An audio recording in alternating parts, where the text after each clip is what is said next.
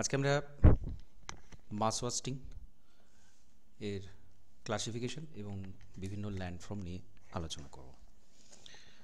তো পুঞ্জিত ক্ষয় বিষয়টা কি?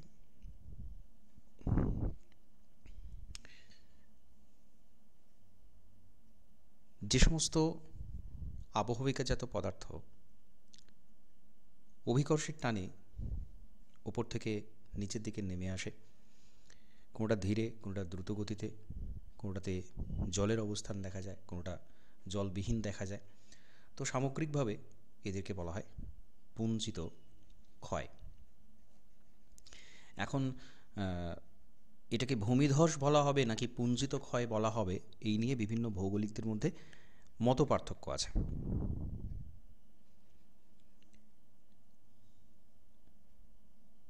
তো পুঞ্জিত ক্ষয়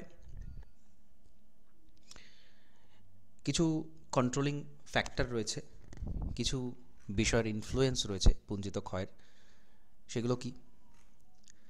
প্রথমত শার্প, ভূবিজ্ঞানী শার্প এই সমস্ত অবস্থাকে নিষ্ক্রিয় এবং সক্রিয় এই দুটো ভাগে ভাগ করেছেন। পুঞ্জিত ক্ষয়ের যে সমস্ত কারণগুলো, এটাকে দুটো ভাগে ভাগ করেছেন।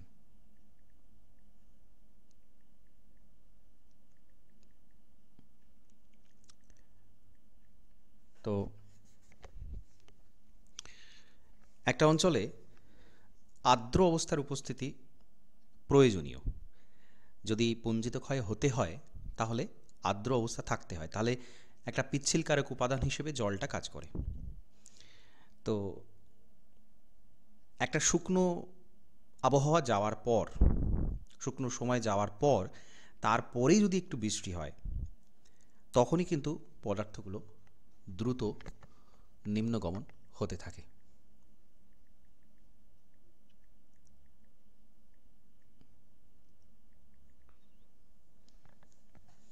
আর কি নিম্নগমন কি হারে হবে সেটা অ্যাঙ্গেল অফ ডিপ, অর্থাৎ শিলাস্তরের নতি কতটা রয়েছে সেইটার উপরে ডিপেন্ড করে। Angle of dip, ratio of mass movement, এটা ডিপেন্ড করে নতির যে কোণ। অর্থাৎ আমরা সহজ কথায় যদি বলি তাহলে বলবো যে ভূমি বা ভূমিরূপের কি ঢাল রয়েছে, কত ডিগ্রি অ্যাঙ্গেলে হেলে আছে, কি ঢাল রয়েছে সেটা। তো সেটাকে আমরা আরেকটু ভালো ভাষায় অ্যাঙ্গেল অফ ডিপ বলতে পারি। তো মৃত্তিকা শিলাখণ্ড যদি আলগাভাবে অবস্থান করে, যদি সেটা গভীরভাবে আবহবিকার প্রাপ্ত হয়ে থাকে, তাহলে পুঞ্জিত ক্ষয় সেটা হতে সাহায্য করে।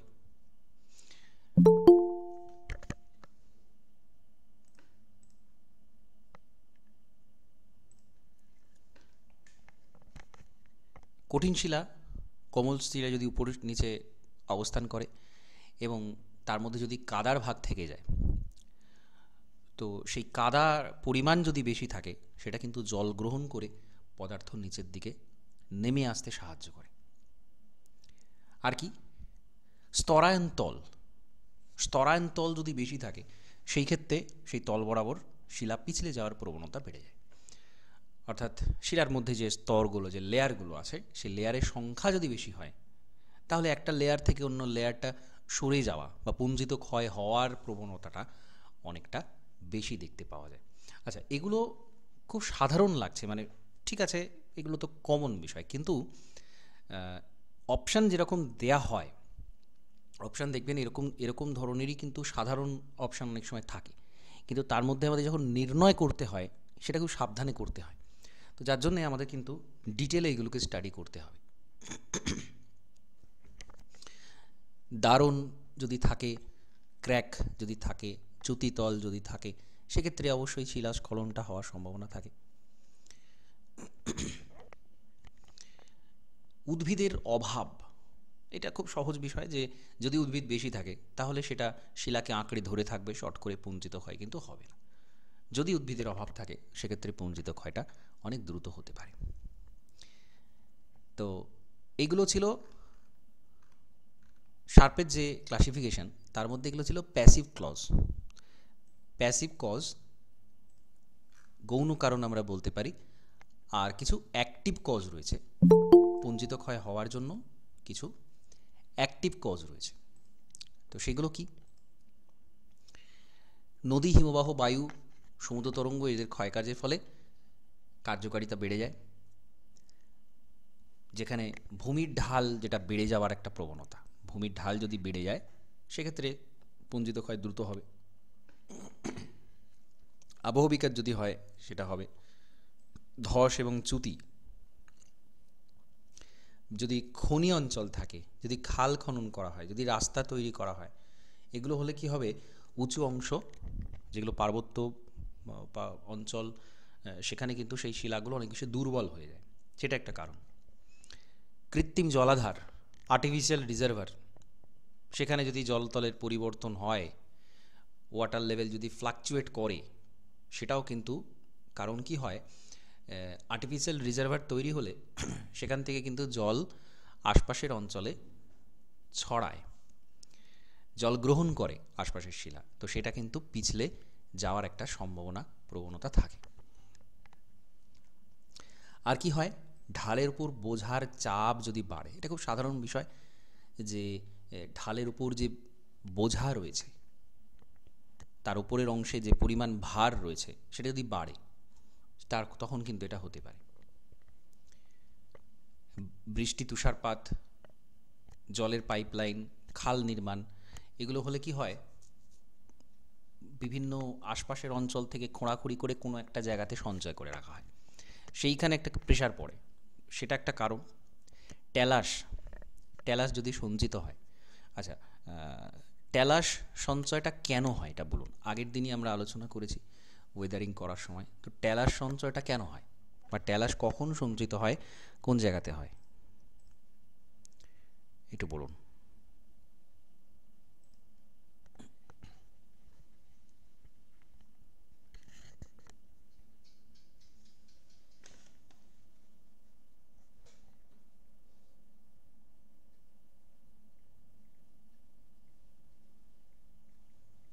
হ্যালো? হিমবাহের ওই যে ক্ষয়কার্যের ফলে নিচে ঢালু মানে হিমবাহের ওইগুলো থেকে বয়ে নিয়ে এসে নিচু এরিয়াতে ওইগুলো জমা হয়, তখন তাকে ট্যালাস বলে। হ্যাঁ, হিমবাহের ক্ষয় যেটা, হিমবাহের ক্ষয় বলতে স্পেসিফিক ঠিক হিমবাহ বলা যায় না, হিমবাহের কিছুটা আছে। আর মূলত আবহবিকার যেখানে বরফের মধ্যে পার্বত্য উঁচু অঞ্চলে বরফের মধ্যে জল সঞ্চিত হয়, এবং যেটা রাতেরবেলা ঠান্ডাতে জমে বরফে পরিণত হয়, সেই বরফের আয়তন বাড়ার কারণে যে প্রেশার, সেই চাপের কারণে শিলাটা ফেটে যায়, ভেঙে যায়, এবং সেটা ঢালের মধ্যে সঞ্চিত হচ্ছে যখন, তখন সেটাকে স্কি, ট্যালাস, এইগুলো নাম দেওয়া হচ্ছে। ঠিক আছে, মূলত এটা পার্বত্য অঞ্চলে আবহবিকারের কারণে হয়। তো সেই সঞ্চয় যদি বাড়ে, তাহলে সেই বোঝার একটা চাপ বাড়ছে, সেইখানে নানা রকম পদার্থ সঞ্চয় হচ্ছে, সেইটার কারণে কিন্তু পুঞ্জিত ক্ষয় হয়। উদ্ভিদের বৃদ্ধি যদি হয়, সেক্ষেত্রেও কিন্তু সেই অঞ্চলটাতে চাপ একটা আসে। এখন উদ্ভিদের যেটা পজিটিভ কারণ, সেটা হচ্ছে শিকড় বাকড় থাকে, চট করে পুঞ্জিত ক্ষয় হয় না। কিন্তু কোনো একটা ভূমির ওপরে যদি উদ্ভিদের সংখ্যা অতিরিক্ত বাড়ে, বড় উদ্ভিদের সংখ্যা, সেখানেও কিন্তু একটা চাপ, একটা প্রেশার তৈরি হয়। কিছু কিছু ক্ষেত্রে সেই চাপটা এত বেশি হয় যে উদ্ভিদ থাকলেও সব শুদ্ধ নিয়ে কিন্তু ওপর থেকে নেমে আসে পুঞ্জিত ক্ষয় হিসাবে।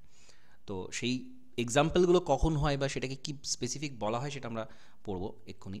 তো এই অধ্যায়টাতে ওই স্পেসিফিক যে টার্মটা ইউজ করা হয়েছে, কোনটার জন্য কোন টার্মটা, কারণ সবই এখানে ওপর থেকে নিচে নামছে, তো কোনটার জন্য কোন টার্মটা ইউজ করা হয়েছে এখানে, সেটারই সব থেকে বেশি গুরুত্ব। আর কি, অপসারণের কারণে নদী সমুদ্রের তরঙ্গের যে নিম্ন ক্ষয়কাজ, সেই ক্ষয়কাজের ফলে হয়। চুনাপাথর বা অন্য যে দ্রাব্য শিলা, তার ফলে গহ্বর তৈরি হয়ে যায়, সেই গহ্বরে ধস নামার প্রবণতা থাকে। যদি বড় গুহা তৈরি হয়, আমরা জানি যে যেগুলো কাস্ট অঞ্চলের বড় বড় গুহা, সেখানেও কিন্তু ধস নামে। নিম্নের যে অবক্ষেপের সহনশীলতা যদি কমে যায় সেখানে, অর্থাৎ সেই যে বোঝার প্রেশার, সেটার কারণে হতে পারে, পলির বৃদ্ধির কারণে হতে পারে, কোনো একটা জায়গাতে যদি সঞ্চিত হয় সেটা অতিরিক্ত পরিমাণে, শিলার সহনশীলতা যদি কমে যায়, ঠিক আছে, কাদার ফাটলে জল প্রবেশ করে নরম করে দেয়, তখন শিলা আর থাকতে পারে না, পিচ্ছিল হয়ে গিয়ে সেটা নেমে আসে। যান্ত্রিক আহবিকার ভাঙা যে শিলা, সেটারও সহনশীলতা কমে যায়, সেই কারণে হতে পারে। কর্দম খনিজ যেগুলো ক্লে মিনারেল থাকে, সেটা কিন্তু চট করে জল শোষণ করে নেয়। কর্দমের কথা বারবারই হচ্ছে, তো কর্দম বিষয়টা আপনাদের কম বেশি জানা, যে তার পরিমাণটা যদি বেশি থাকে তাহলে কিন্তু সেটা খুব সহজে পিচ্ছিল হয়ে গিয়ে জল শোষণ করলেই, অর্থাৎ যেটা একটু আগে বলছিলাম যে বৃষ্টি, শুকনো অঞ্চলে যদি হঠাৎ বৃষ্টি হয়, সেখানে কিন্তু এই কর্দম খনিজ এক একটা স্তরে লেয়ারে যে থাকে, তারা কিন্তু জল শোষণ করে পিচ্ছিল হয়ে যায় এবং সেটা অনেক সহজে নিচে নেমে আসে, এটা স্ফীত হয়ে যায়। তো এই সমস্ত কারণে এই যে জল শোষণের ফলে ডেব্রিস, তার স্থিতিস্থাপকতা কমে যায়, সেই সস্থানে আর থাকতে পারে না, সেটা কিন্তু নেমে আসে। তো এরকম একই কারণ এখানে বলা রয়েছে। বৃক্ষ যদি অপসারণ হয়, অতিরিক্ত যদি ডিফরেস্ট্রেশন করা হয়, সেইখানে হতে পারে। ভূমিকম্প একটা বড় কারণ, বজ্রপাত, খনিতে বিস্ফোরণ, এইগুলো হলে কিন্তু সেটা পুঞ্জিত ক্ষয় হওয়াকে অনেক বেশি ত্বরান্বিত করতে পারে। এবার যে মূল অংশটা, সেটাতে আমরা চলে আসবো, যে পুঞ্জিত ক্ষয়ের যে মূল শ্রেণীবিভাগ, এই অধ্যায়ের যেটা মূল অংশ, পুঞ্জিত ক্ষয়ের শ্রেণীবিভাগ। তো গতি, টাইপ অফ মোশন, কি ধরনের গতি এখানে থাকে, কোনোটা ধীর গতি, কোনোটা দ্রুত গতি, ইত্যাদি বিভিন্ন টাইপের গতি হয়। প্রথম হচ্ছে পতন বা ফল, যেখানে ঢালটা অনেক বেশি,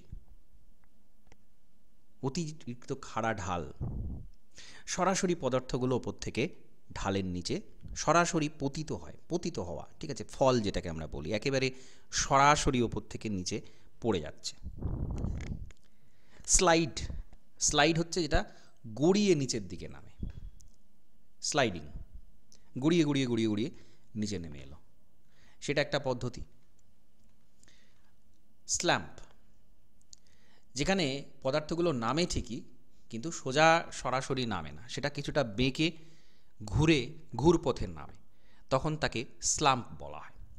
তো এই সূক্ষ্ম পার্থক্যগুলো এখানে কিন্তু গুরুত্ব দিতে হবে, আলাদা করে এটা মনে রাখতে হবে, যে স্লাইডের ক্ষেত্রে গড়িয়ে গড়িয়ে গড়িয়ে গড়িয়ে নিচে নামছে, স্ল্যাম্পের ক্ষেত্রে বাঁকা পথে নিচে নামছে।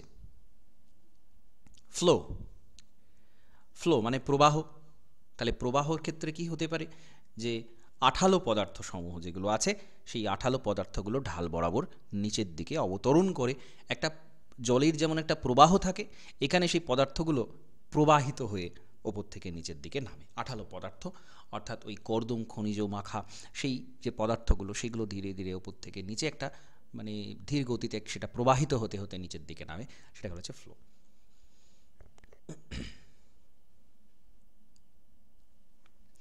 লোভ,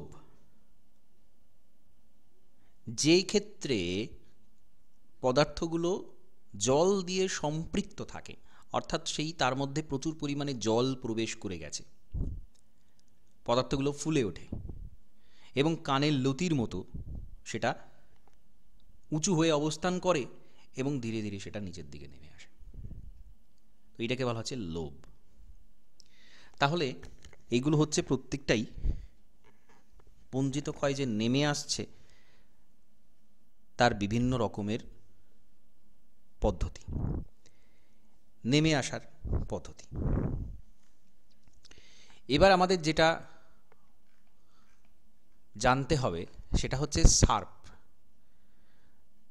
শার্পের ক্লাসিফিকেশন। সরাসরি ডাইরেক্ট কোয়েশ্চেন হবে যে শার্প কতগুলো পদ্ধতিতে ডিভিশন করেছেন, কি কি ভাগ করেছেন, পুঞ্জিত ক্ষয়কে কি কি ভাগ করেছেন, বা নিম্নের মধ্যে কোনটা তার শ্রেণীবিভাগের মধ্যে নেই, বিভিন্নভাবে হতে পারে। তো তিনি 4টে টাইপের কথা বলেছেন, 4টে শ্রেণীর কথা বলেছেন। একটা হচ্ছে ধীর প্রবাহ, একটা হচ্ছে দ্রুত প্রবাহ, আর একটা ধস, আর একটা অবনমন। প্রত্যেকটারই কিন্তু সাব টাইপ রয়েছে, অর্থাৎ ধীরে প্রবাহটা অনেক রকম হয়, দ্রুত প্রবাহ অনেক রকম হয়, ধস এবং অবনমন, এইগুলো প্রত্যেকটাই কিন্তু সাব ক্লাসিফিকেশান রয়েছে। মূল হচ্ছে চারটে, এই চারটে: ধীর, দ্রুত, ধস, অবনমন, এই চারটে মূল ভাগ। এবার এই স্লো ফ্লোয়েজ, ধীর প্রবাহকে দুটো ভাগে ভাগ করা আছে, একটা হচ্ছে ক্রিপিং আর হচ্ছে সলিফ্লাকশন। খুব গুরুত্বপূর্ণ এই দুটো, সলিফ্লাকশন আর ক্রিপিং, যেটা বাংলাতে আমরা বলি বিসর্পণ।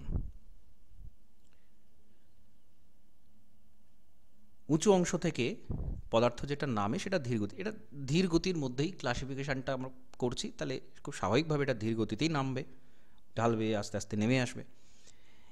এবার এই যে ক্রিপিংটাকে আবার চারটে ভাগে ভাগ করা হয়েছে। প্রথমত এটা ধীর প্রবাহের মধ্যে একটা অংশ, ধীর প্রবাহের মধ্যে ক্রিপিং, সলিফ্লাকশন, এই দুটো ব্রড ক্লাসিফিকেশান, এই দুটো করা হচ্ছে। আবার বিসর্পণকে, ক্রিপিংকে আবার চারটে ভাগে ভাগ করা হচ্ছে। এটা হচ্ছে সয়েল ক্রিপিং, আর একটা ট্যালাস ক্রিপিং, রক ক্রিপিং আর রক গ্লেশিয়ার ক্রিপ। এইটা soil creeping, talus creeping, rock আর রক গ্লেশিয়ার। তাহলে এই যে শ্রেণীবিভাগগুলো, এগুলো কিন্তু মোস্ট ইম্পর্ট্যান্ট এই অধ্যায়ের, এগুলোই কিন্তু মূল অংশ। এটা একটা চার্টের মধ্যে করে নিয়ে প্রত্যেকটা কিন্তু মনে রাখতে হবে। এবার আমরা ডিটেলে চলে আসবো কীভাবে কী হচ্ছে না হচ্ছে। প্রথমত মৃত্তিকা বিসর্পণ বা সয়েল ক্রিপিং। মৃত্তিকা বিসর্পণ এটা আপনারা দেখে থাকবেন পাহাড়ি অঞ্চলে গেলেই, যে বিদ্যুতের খুঁটিগুলোকে আমরা দেখি হেলে থাকে, বিদ্যুতের খুঁটিগুলো হেলে থাকে। তো সেইটা কিন্তু এই মাস ওয়াস্টিংয়ের কারণে মূলত হয়, কারণ সেগুলো হেলে তো তৈরি করা হয় না, হেলে তৈরি করা কোনো বৈজ্ঞানিক কারণ কিছু নেই, সোজা থাকে। কিন্তু এই যে ধীরে ধীরে এগুলো নামে, তার ফলে কিন্তু এটা দেখবেন হেলে যায়। যাই হোক, মৃত্তিকা ধীর গতিতে, খুব ধীর গতিতে অবতরণ করে, ঢালের অবস্থান থেকে নিচের দিকে অবতরণ করে, এটাকেই সয়েল ক্রিপিং বলা হয়। এবং এর কারণগুলোর মধ্যে মূল বিষয় হচ্ছে শুষ্ক আবহাওয়া, আর্দ্র আবহাওয়া, পর্যায়ক্রমে এই আবহাওয়াগুলো আসে। মাটি নরম হয়ে যায়, সিক্ত হয়ে যায় জল জমে, এবং তারপরে আবার পর্যায়ক্রমে আবার শুকনো হয়ে যায়। এটা হতে হতে ধীরে ধীরে এটা নেমে আসে। হঠাৎ বৃষ্টি হচ্ছে বা তুষারপাত হচ্ছে, মাটিটা ভিজে যাচ্ছে, তখন ভেতরকার যে বাঁধন সেটা আলগা হয়ে যায়। শুকনো ভিজে এটা হতে হতে ভেতরকার বাঁধনটা আলগা হয়ে যায়। একই আবহাওয়া থাকলে এতটা হতো না, কিন্তু পর্যায়ক্রমে শুষ্ক, পর্যায়ক্রমে আর্দ্র, এইটার কারণে কিন্তু মূলত মৃত্তিকা প্রবাহটা ভালোভাবে হতে পারে। শুকনো অঞ্চলে কিন্তু এটা, বা খুব বেশি আর্দ্র অঞ্চলে কিন্তু ঠিক মৃত্তিকা বিসর্পণ খুব ভালোভাবে হবে না। এবার যখনই মৃত্তিকার বাঁধনটা আলগা হয়ে গেল, পর্যায়ক্রমে শুষ্কতা এবং আর্দ্রতার জন্যে, পর্যায়ক্রমে পরপর আলাদা আলাদা পরিস্থিতির জন্যে আলগা হয়ে গেল বাঁধনটা, তারপরে সেটা মাধ্যাকর্ষণের প্রভাবে নিচের দিকে অবতরণ করছে। এইটাকে বলা হচ্ছে সয়েল ক্রিপিং।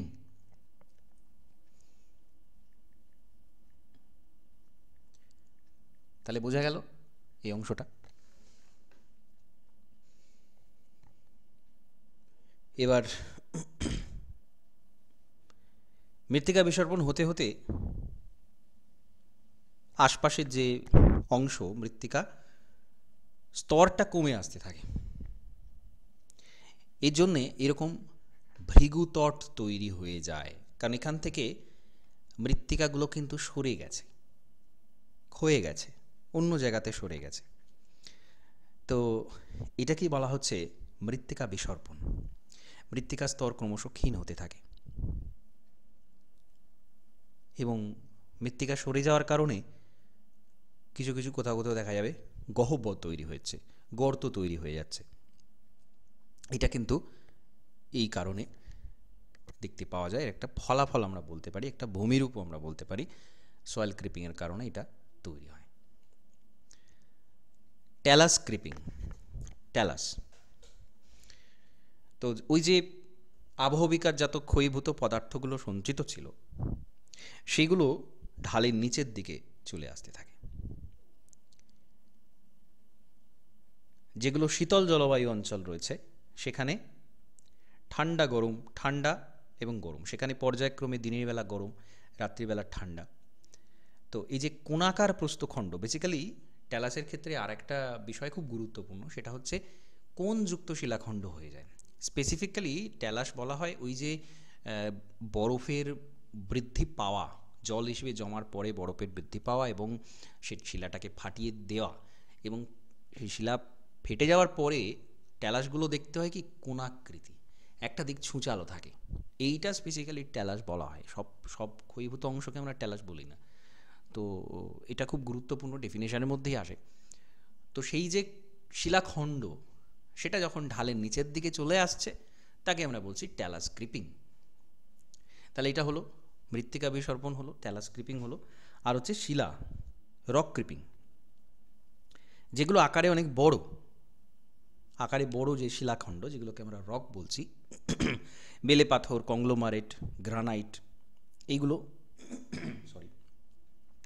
উঁচু জায়গা থেকে ঢাল বরাবর নিচের দিকে নামতে থাকে। সেটাকে বলা হচ্ছে রক ক্রিপিং, শিলা বিসর্পণ, যখন শিলা নেমে আসছে। এবং বারবারই একটা বিষয় কি, এগুলো সব কটাই ধীরে ধীরে নামছে, কেউ কিন্তু খুব দ্রুত নামছে না, সব কটা ধীর প্রবাহের মধ্যে। আচ্ছা, রক ক্রিপিং হলো রক গ্লেশিয়ার ক্রিপিং। হিমবাহের ক্ষয়কাজ, তার ফলে যে পদার্থগুলো তৈরি হচ্ছে সেটা ঢাল বেয়ে নিচের দিকে নেমে আসছে। খুব সাধারণ ব্যাপার। এখন ট্যালাস বা স্ক্রি এর মধ্যে বড় বড় অ্যাঙ্গুলার বা কোণাকৃতি প্রস্তরখণ্ড সেটা কিন্তু নেমে আসে সমস্ত ঢাল বরাবর। এইটা আমরা দেখতে পাই।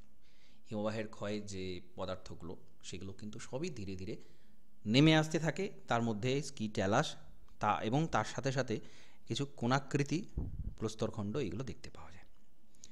তাহলে এইগুলো হচ্ছে সবকটাই ক্রিপিং।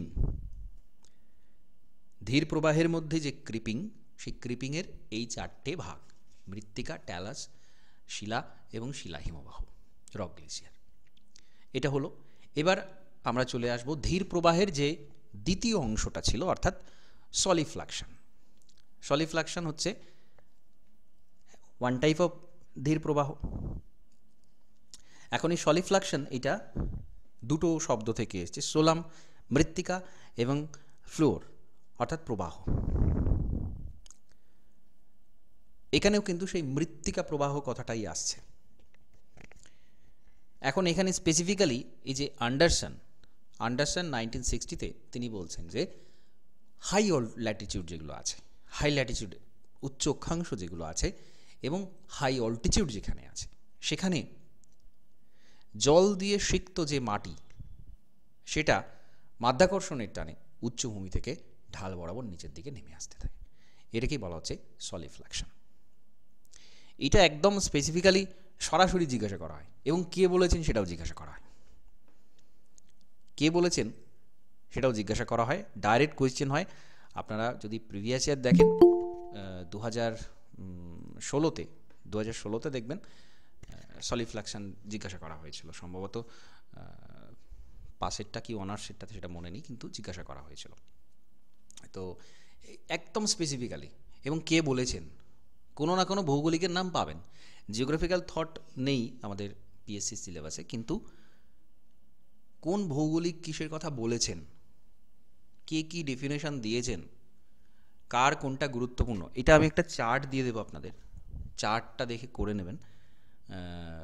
হয়তো কিছু জিওগ্রাফিক্যাল থটের পোর্শন তার মধ্যে থাকবে, কিন্তু ঘুরিয়ে প্রশ্ন হবে। কারণ এটা আমাদের, যেটা আপনাদের আগেও বলেছি, আমাদের সিলেবাসে অনেক কিছু ডাইরেক্ট বলা নেই, কিন্তু সেটা কোনো না কোনো বিষয়ের সাথে রিলেটেড, কোনো না কোনো টপিকের সাথে সেটা রিলেটেড।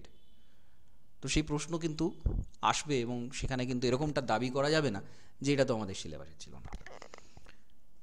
তো যাই হোক, এইগুলো যেটা মানে কোথায় কোথায় আমাদের গুরুত্ব দিতে হবে সেটা আপনাদের জানানো প্রয়োজন। তো এই এই টাইপের যে বিষয়গুলো, এবং যেহেতু এটা প্রিভিয়াস ইয়ার ঘাটলে পাবেন, আন্ডারস্ট্যান্ড বলেছিলেন, বা এই পুরো বিষয়টা যে হাই অল্টিটিউড হাই ল্যাটিটিউড এরিয়াতে যখন এটা দেখা যাচ্ছে তখন তাকে আমরা সলিফ্লাকশন বলছি। তো যাই হোক, এটা চারটে পরিস্থিতি থাকে যেখানে এটা হতে পারে। প্রথমত তুষার গলনের ফলে জলের প্রাচুর্য, যেটা আমরা প্রথমে আলোচনা করেছিলাম যে যেখানে বৃষ্টিপাত বেশি হয়, যেখানে জলের পরিমাণ বেশি এবং যেখানে তুষারের গলনও বেশি, সেই জায়গাতে জল একটা পিচ্ছিলকারক পদার্থ হিসেবে কাজ করে, যাতে করে উপরিকার পদার্থগুলো নিচে নেমে আসে। তো সেটা একটা কারণ। ভূমি ঢাল, ভূমির ঢাল খুব কম হলে হয় না, মাঝারি খাড়া ভূমির ঢাল হতে হয়। এবং যখনই আমরা হাই অল্টিটিউডে যাচ্ছি, সেটা তো খুব সাধারণ বিষয় যে হাই অল্টিটিউডে সেখানকার ভূমিতে ঢাল বেশি থাকবে, এবং ঢালের গায়ে উদ্ভিদ বেশি থাকলে হয় না, সাধারণ বিষয়। উদ্ভিদ বেশি থাকলে সেটা শিকড় ধরে থাকবে সেই জায়গাটা আর কি। ভূপৃষ্ঠের নিচে পার্মাফ্রস্ট অবস্থা, ভূপৃষ্ঠের নিচে, এখন ভূপৃষ্ঠের নিচে যদি পার্মাফ্রস্ট থাকে তাহলে কী হবে, কী হবে বলুন তো?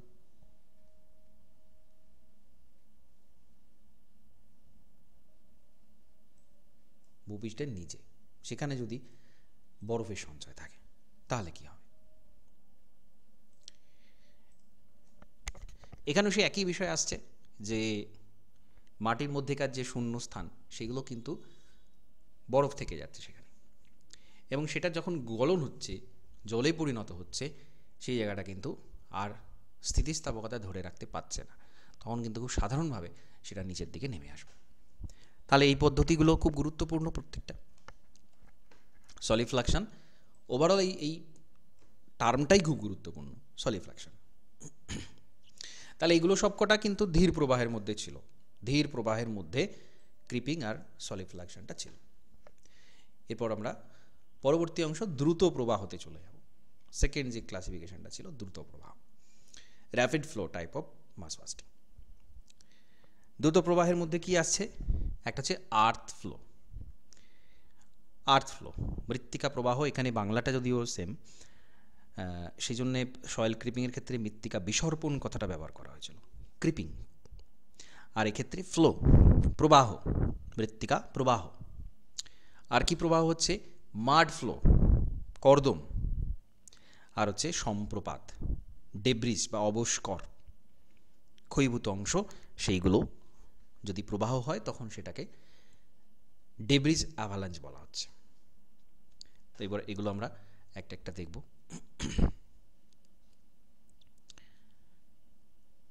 আর্থ ফ্লো, এক্ষেত্রে কি হয়,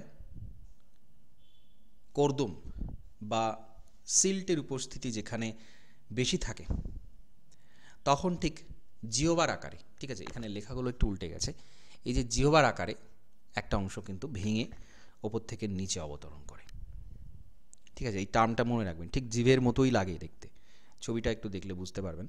তো মৃত্তিকার ওপরের থেকে নিচে অবতরণ করে যায়, প্রবাহিত হয়ে যায়, এবং ঢালের ওপরের দিকে একটা অগভীর ক্ষতস্থান আমরা দেখতে পাই। এই যে একদম মানে যেন এটাকে চেঁচে নামিয়ে দেওয়া হয়েছে খানিকটা, তো ওপরের দিকে এরকম একটা ক্ষতস্থান আমরা দেখতে পাচ্ছি, এবং এটা খুব বেশি যে গভীর হয় তা নয়, বেশ কিছুটা গভীর এখানে হয়, অগভীর হয় বলতে পারি। এবং প্রবাহ পথের শেষ দিকে এই উচ্চতা বিশিষ্ট এটা ঢিবি তৈরি করে, কারণ এইখান থেকে এটা বেরিয়ে চলে আসছে, এইখানে এটা জমা হবে বেশি, তো এখানে একটা ঢিবির মতো উঁচু হয়ে যায়, মাউন্ড। তো এইটাই হচ্ছে আর্থ ফ্লো, ঠিক আছে। তো এটা মনে রাখবেন এভাবেই যে জিওবার আকারে এটা কিন্তু নেমে আসে ওপর থেকে নিচের দিকে, যেখানে কর্দম সিল্টে প্রাধান্য বেশি থাকে সেখানে কিন্তু এই জিনিসটা হয়। আর হচ্ছে মাড ফ্লো, মাড ফ্লো,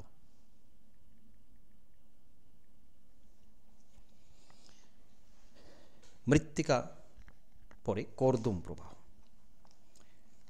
সূক্ষ্ম দানার যে মৃত্তিকা সেটা জল সিক্ত হয়ে যায় এবং ঠিক তরল পদার্থ যেমন প্রবাহিত হয়ে নিচের দিকে আসে, এখানেও কিন্তু সেই জিনিসটা হয়। তো কখন এটা দেখতে পাওয়া যায়? উদ্ভিদহীন খাড়া ঢাল, শিলাসমূহের রাসায়নিক আবহবিকার এবং কাদার উৎপত্তি, আগ্নেয় ভস্মের উপস্থিতি, এইগুলো। এবার যেগুলো ব্যাডল্যান্ড, যেসব জায়গাতে ব্যাডল্যান্ড থাকে সেইখানে কাদা প্রবাহ, পাতলা যে স্তর, নালীগুলো ওপর থেকে নিচের দিকে প্রবাহিত হয়, সেখানে কিন্তু এই কর্দম প্রবাহটা দেখা যায়। কি বললাম, বোঝা গেছে? ফ্লুইড ফ্লো, একদম মানে কাদা ঘোলা জলের মতো। সেটার যদিও ঘনত্বটা একটু বেশি হয়, শুধু কাদা গোলা জল বললে হয় না, এখানে ঘনত্বটা একটু বেশি হয়, কিন্তু সেটা ঠিক প্রবাহের মতোই ফ্লো, ফ্লুইড ফ্লো, তরল পদার্থের প্রবাহের মতোই সেটা কিন্তু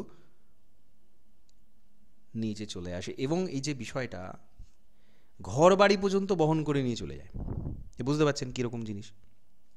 এটা ঘন পুরো একটা কাদার প্রবাহ, সেটা এত বেশি পিচ্ছিল এবং সেটা এতটাই গভীর যে যদি ঘরবাড়ি বা সেই এলাকাতে যদি কিছু নির্মাণ কাজ থাকে, সেইটাকে শুদ্ধ নিয়ে নিচের দিকে নেমে আসে।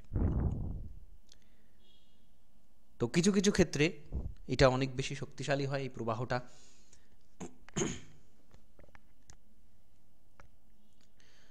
তো দেখতে পাওয়া যায়, এবং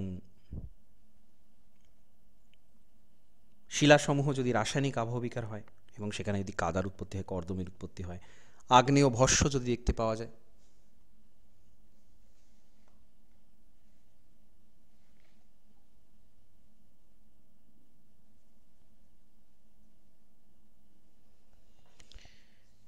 আর এই ব্যাডল্যান্ড, আচ্ছা ব্যাডল্যান্ড কি করে তৈরি হয় বলুন তো?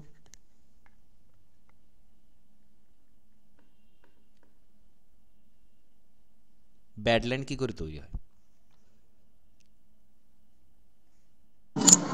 মরুভূমি অঞ্চলে যখন হঠাৎ বৃষ্টি হয় তখন ওই বৃষ্টি মানে যেভাবে যায় সেই খাদগুলো থেকেই জমির যে উঁচু নিচুটা হয় সেটাই ব্যাডল্যান্ড। তাই স্যার কি? বৃষ্টির জলের ফলে প্রথমে রিল ইরোশন হয়, তারপর ওটা আস্তে আস্তে বড় হয়ে গিয়ে গালি ইরোশন হয়, তারপর গালি ইরোশন থেকে আরেকটু বড় ক্ষয় হয়, তারপরে ওই পুরো এলাকাটা পরপর ব্যাডল্যান্ড। হাইরার্কিটা বলুন তো, প্রথমে কি হয়? প্রথমে শীট ইরোশন হয়, তারপর ঠিক রিল ইরোশন, তারপর ঠিক গালি ইরোশন। ঠিক ঠিক। প্রথমে হচ্ছে সিটিরেশন, চাদর ক্ষয়, ওপরের একটা লেয়ার ওপর থেকে ক্ষয়ে চলে আসে। তারপরে শেষে নালার মতো, শেষে একটা র্যাভাইন ক্ষয় হয়। হ্যাঁ। কোথায় দেখতে পাওয়া যায় বলুন তো? আমরা যদি বলি যে ভারতের ক্ষেত্রে কোথায় ব্যাডল্যান্ড দেখতে পাওয়া যায়, মানে একটা খুব স্পেসিফিক এমন একটা জায়গা। পশ্চিমবঙ্গের বীরভূম জেলায় দেখতে পাওয়া যায়। বীরভূম জেলাতে আছে। পশ্চিমবঙ্গে যদি বলা হয় তাহলে স্পেসিফিক জায়গা একটা খুব গুরুত্বপূর্ণ, সেটা কোথায় বলুন? খোয়াই বলে একটা জায়গা ছিল স্যার। খোয়াই তো আছেই, ওটা বীরভূমে। আর হচ্ছে গনগনি, পশ্চিম মেদিনীপুরে গনগনি, সেখানেও কিন্তু এরকম ব্যাডল্যান্ড দেখতে পাওয়া যায়।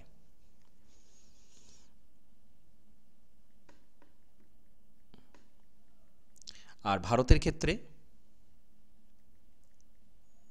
ছোটনাগপুর মালভূমি অঞ্চলে দেখতে না, পাওয়া যায়।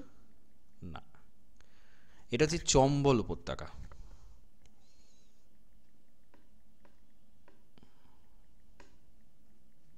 চম্বল উপত্যকাতে কিন্তু মধ্যপ্রদেশে এই রকম ধরনের ব্যাডল্যান্ড বেশি, মানে এটা একটা ইন্ডিয়ান জিওগ্রাফির কোয়েশ্চেন বলা যায় যে কোথায় স্পেসিফিক্যালি এই ব্যাডল্যান্ডটা দেখতে পাওয়া যায়। তো এটা হচ্ছে এই জায়গাতে।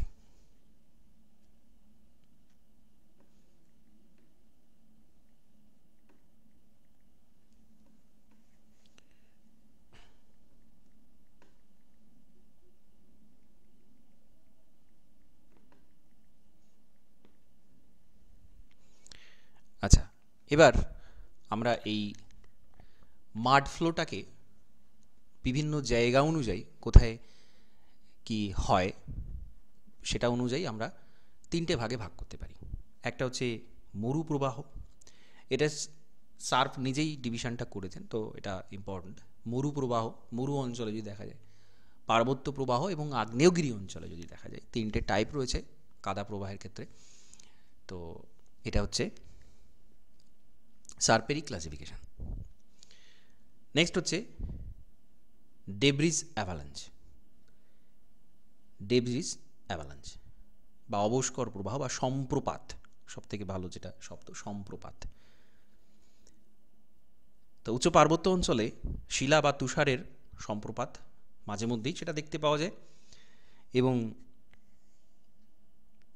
বৃহৎ শিলাখণ্ড যেগুলো খাড়া ঢালে থাকে তার নিচে যদি জল চলে আসে কোনো কারণে, তখনই সেটা পিচ্ছিল হয়ে যায় এবং নিচের দিকে নেমে আসে, এবং সেটা হঠাৎ করে, হঠাৎ গতি। এটা তো দ্রুত প্রবাহের মধ্যে আসছে, তো সম্প্রপাতটা অ্যাকচুয়ালি দ্রুত প্রবাহই অবশ্যই। আপনার অ্যাভালাঞ্চ কথাটার সাথে পরিচিত। স্পেসিফিক্যালি আমরা অ্যাভালাঞ্চ কথাটা কিসের জন্য ব্যবহার করি বলুন? অ্যাভালাঞ্চটা আমরা কিসের জন্য ব্যবহার করি? অ্যাভালাঞ্চ কথাটা কি বোঝাতে ব্যবহার করি?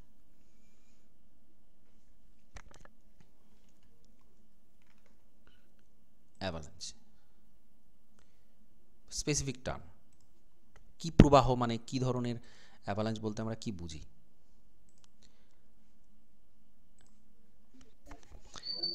অ্যাভালাঞ্চ কথাটা অ্যাকচুয়ালি তুষার ধস, তুষার ধস বোঝাতে অ্যাভালাঞ্চ কথাটা কিন্তু ব্যবহার করা হয়। পার্বত্য অঞ্চলে যেটা পার্বত্য হিমবাহ থাকে, সেই পার্বত্য হিমবাহের একটা অংশ সেটা কিন্তু হঠাৎ, ঠিক যেমন পাহাড়ি অঞ্চলে ধস নামে, ঠিক সেরকম বিরাট বিরাট বরফের চাই ওপর থেকে হঠাৎ করে নিচের দিকে পতিত হয়, একেবারে গতিতে, চরম গতিতে সেটা পতিত হয় নিচের দিকে। তো এটাকে স্পেসিফিক্যালি অ্যাভালাঞ্চ কিন্তু এটার জন্যই ব্যবহার করা হয়, এবং সেই কারণে এখানে আমরা ডেব্রিজ অ্যাভালাঞ্চ কথাটা ব্যবহার করছি। সম্প্রপাত, ডেব্রিজ অ্যাভালাঞ্চ।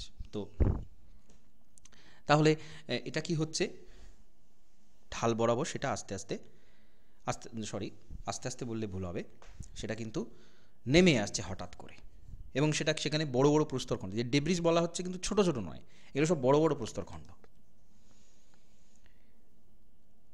ঠিক আছে।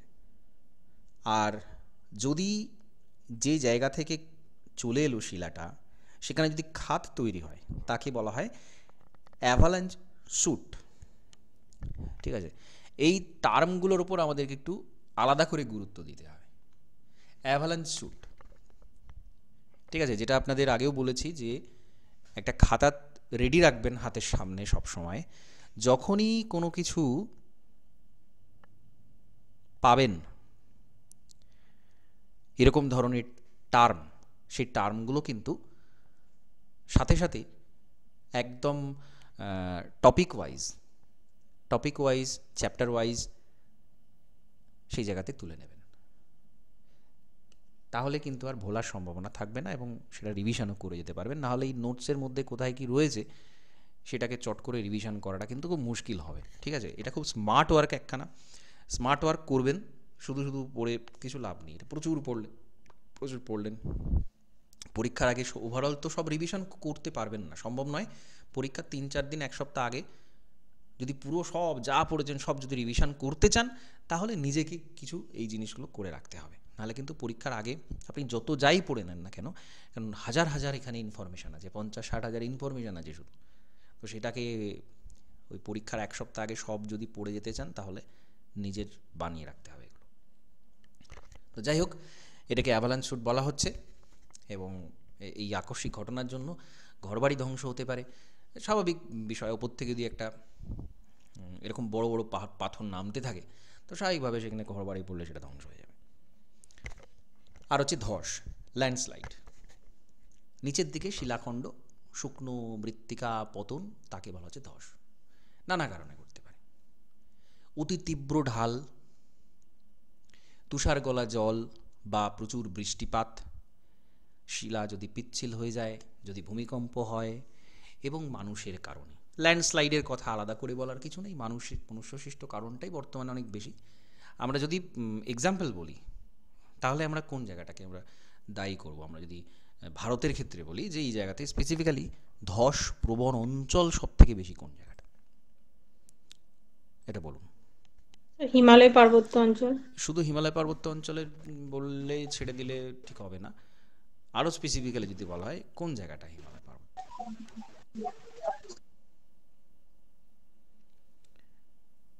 দার্জিলিং, সিকিম, হিমালয়, এখানে রোজই তো কোনো না কোনো ধসের খবর পাবেন। ঠিক আছে, একবার সিকিম ঘুরে আসুন, দেখবেন মাঝে মধ্যেই গাড়ি আটকে যাচ্ছে, কি ধস নেমেছে। ঠিক আছে, এবং অ্যাভালাঞ্চেরও খবর এখানে পাবেন। তো অসম্ভব ধসপ্রবণ অঞ্চল এই জায়গাগুলো, এবং অবশ্যই হিমালয় পার্বত্য অঞ্চল, কারণ পর্বত রয়েছে তার সাথে সেটা ভূমিকম্প প্রবণ অঞ্চলের মধ্যে পড়ছে, এবং ধসের একটা অন্যতম কারণ হচ্ছে ভূমিকম্প।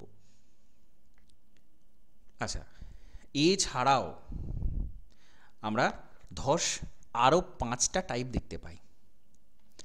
একটা হচ্ছে স্লাম্প। এটা কি জিনিস? এটা খুব সাধারণ বিষয়। আমরা একটার পর একটা জিনিস ওপরে সাজিয়ে রেখেছি, এক একটা জিনিস ধাপে ধাপে সাজিয়ে রেখেছি। এখন নিচের সেই জিনিসটাকে আমরা যদি সরিয়ে নিই, তাহলে ওপরে সবগুলো হুড়মুড় করে পড়ে যাবে। তো স্লাম্প হচ্ছে এই জিনিস। এখানে দেখুন, এই ডান দিকের একটা ছবি দেওয়া রয়েছে। নিচের অংশটা কোনো কারণে ঢালের অপসারণ করে দেওয়া হয়েছে, মানুষের কাজ, গাছপালা কেটে দেওয়া হলো বা বিভিন্ন নির্মাণ কাজ, যে কোনো খনি খনন ইত্যাদি, নিচের অংশটা কেটে দেওয়া হলো। তাহলে কী হবে? ওপর থেকে কার্ভের মতো বেঁকে গিয়ে শিলাখণ্ডগুলো ঢাল বরাবর নিচের দিকে নেমে আসবে। এটা হচ্ছে স্লাম্প। ঠিক আছে, ব্যাকওয়ার্ড রোটেশন, পিছনের দিকে এটা দেখতে পাওয়া যায়। ঠিক আছে, বোঝা গেল? ঢালের নিচের অংশ যদি কেটে ফেলা তখন এটা হবে, খুব সাধারণ বিষয় এটা। এটাকে বলা হচ্ছে স্লাম্প। আর হচ্ছে ডেব্রিস ফল,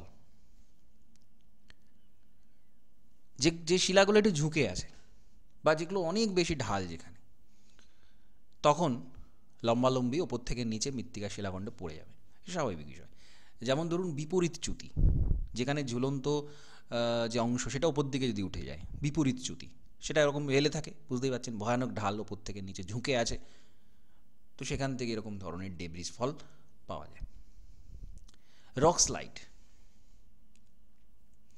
যদি শিলাতে জয়েন্ট বা দারুণ চ্যুতিতল ফল্ট সেই বরাবর শিলাখণ্ড গড়িয়ে পড়ে, সেটাকে বলা হচ্ছে রক স্লাইড।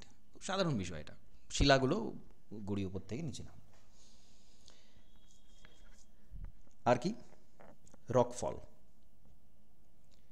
খাড়া ঢাল বরাবর শিলাখণ্ড যখন পতিত হচ্ছে পার্বত্য অঞ্চল, বর্ষার সময় কিছু উষ্ণমণ্ডল অঞ্চলে এগুলো দেখতে পাওয়া যায়, রকফল।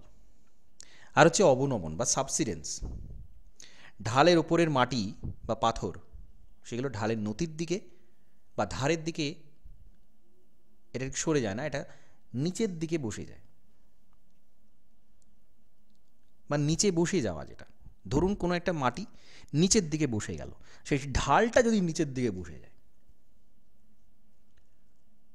তখনও কিন্তু এই ভূমিভাগের নিচে দিকে পদার্থ সরে যায়, নেমে যাওয়া, গর্ত হয়ে যাওয়া, এটাকে বলা হচ্ছে সাবসিডেন্স, অবনমন। ঠিক আছে, নামটা যেমন, ঘটনাটাও সেরকম, ঢালের একটা অংশ নিচের দিকে বসে গেল, তাহলে এটা হচ্ছে সাবসিডেন্স। এবার পুঞ্জিত ক্ষয়ের ফলে কি হয়, কি কি ভূমিরূপ হয়? তো শিথিল পদার্থ যদি অপসারিত হয়, তাহলে কোথাও ভার্টিক্যাল স্লোপ দেখা যাবে, ঢাল দেখতে পাওয়া যায়, বিভিন্ন রকম ঢাল দেখতে পাওয়া যায়। এখানে আমরা দেখতে পাচ্ছি ভৃগু ঢাল, মাঝারি ঢাল, মৃদু ঢাল, এইগুলো দেখতে পাওয়া যায়। ঠিক আছে, ভার্টিক্যাল স্লোপ, ঠিক আছে, স্টিপ স্লোপ, এগুলো তৈরি সাধারণ বিষয়, যে একটা ঢাল থেকে বিভিন্ন অংশগুলো নেমে চলে এলো, তখন ঢালের আকৃতিটা কেমন হয়, এটাই হচ্ছে ভূমিরূপ। তো ভার্টিক্যাল স্লোপ হতে পারে, সেখানে উলম্ব একেবারে খাড়া ঢাল, শিলাখণ্ড সহজে স্খলিত হয়ে যায়, একেবারে বৃষ্টির মতো এখানে শিলাখণ্ড ওপর থেকে নিচের দিকে নামতে থাকে, বৃষ্টির মতো, এটা হতে পারে, এটা ভার্টিক্যাল স্লোপ। স্টিপ স্লোপ, এটাও যথেষ্ট ঢাল বেশি থাকে, যথেষ্ট দ্রুত আকারে ধসের আকারে নামে। আর মৃদু ঢাল যেটা জেন্টেল স্লোপ, সেখানে সলিফ্লাকশন অর্থাৎ যেগুলো বিসর্পণ এবং সলিফ্লাকশন অর্থাৎ ধীর প্রবাহ যেগুলো সেগুলো এর মধ্যে হয়, এইগুলো দেখতে পাওয়া যায়। তো এইগুলো কোথাও আমরা এরকম বৃত্তচাপের মতো ক্ষত দেখতে পাবো, কোথাও স্লেটের মতো সমান্তরাল দেখতে পাবো, কোথাও দুটো পরস্পর ছেদি একটার সাথে আর একটা ছেদ করে গেছে এরকম গর্ত দেখতে পাবো। আবার টপলিং, কোথাও স্তম্ভের মতো এরকম একটা একটা ধাপের মতো এটাও দেখতে পাবো। টপলিং স্কার বা টপলিং ফেলিয়ার, ওয়েজ লাইক স্কার, এক একটা টাইপের এক রকম দেখতে হয় ভূমিরূপগুলো, তার মধ্যে হচ্ছে এই প্রধান। এবার বিভিন্ন এই পদার্থগুলো বিভিন্ন রকম সঞ্চয়জাত ভূমিরূপ দেখতে পাওয়া যায়। এগুলো তো ঢালের অংশে হলো, যেমন হচ্ছে সবচেয়ে গুরুত্বপূর্ণ এটা হচ্ছে পলল শঙ্কু, ঠিক আছে, যেটা নদীর ক্ষেত্রে আমরা সবচেয়ে বেশি দেখতে পাই, পলল শঙ্কু, ঠিক আছে। তো পলল শঙ্কু ঢাল খাড়া হয়, দৈর্ঘ্য বরাবর প্রস্থচ্ছেদে এটা অবতল আকৃতির হয়, আবার কখনো উত্তল আকৃতির হয়, প্রস্থ বরাবর, দৈর্ঘ্য বরাবর অবতল, প্রস্থ বরাবর উত্তল, ঠিক আছে। এটা খুব ইম্পর্ট্যান্ট একটা বিষয়, যে কোনো শঙ্কুর ক্ষেত্রেই এটা খুব সাধারণ বিষয় যে ওপর থেকে পদার্থগুলো নেমে হঠাৎ সঞ্চিত হয়ে একটা পলল বেজনীর মতো তৈরি হলো। এখানে পলল বেজনী না হয় পলল শঙ্কু, কারণ ভূমিরূপটা শঙ্কু আকৃতির হয়, ওপর থেকে পদার্থগুলো নিচে সঞ্চিত হয়ে যায়। ট্যালাস ঢাল, স্কি বা ট্যালাস যদি যখন নেমে আছে তখন ট্যালাস ঢালের সৃষ্টি করে, সেই পদার্থগুলো সঞ্চিত হয়। সলিফ্লাকশন লতি। এখন এই বসন্তকালে বা গ্রীষ্মের শুরুতে যখন বরফ গলে যাচ্ছে তখন সেই বরফের সাথে শিথিল পদার্থগুলো নেমে আসছে বরফ গলা জলের সাথে, এইটাকে জেলিফ্লাকশন বলা হচ্ছে। বাউলিগ এটাকে জেলিফ্লাকশন বলেছেন। তো এইখানে এরকম টার্ম, যেটার এক কথা একটু আগে আমরা বলছিলাম যে এই যে জেলিফ্লাকশন, এই জেলিফ্লাকশন এইগুলো এই টার্ম থেকে কিন্তু টার্ম বেসড কোয়েশ্চেন কিন্তু হবে, ঠিক আছে। তাহলে এগুলো একটু সঞ্চয় করে রাখবেন কোথাও। এখানে একটা এক্সাম্পল দেওয়া আছে, এশিয়ার একটা বড় ধস 1968-এ হয়েছিল কার্শিয়াং শহরে আম্বুটিয়া চা বাগান, সেটা ধ্বংস হয়ে গেছিল।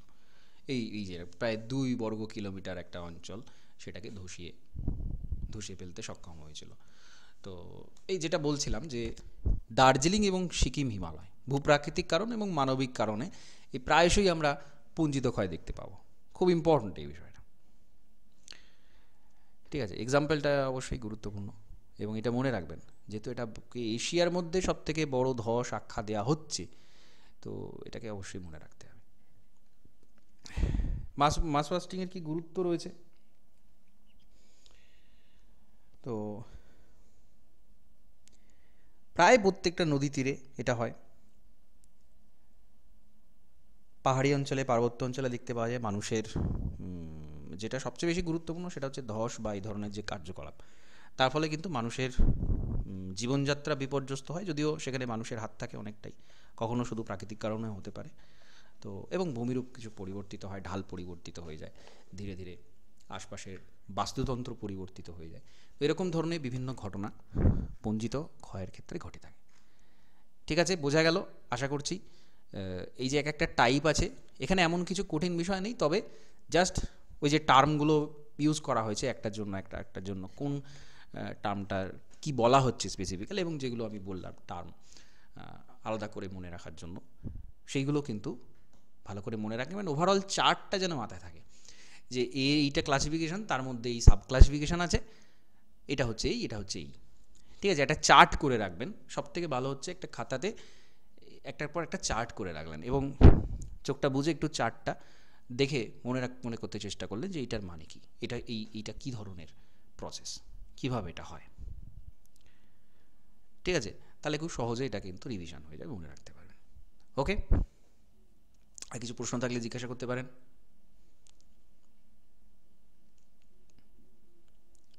ঠিক আছে, আজ এই ক্লাসটা এখানে কমপ্লিট করছি। নমস্কার। ধন্যবাদ।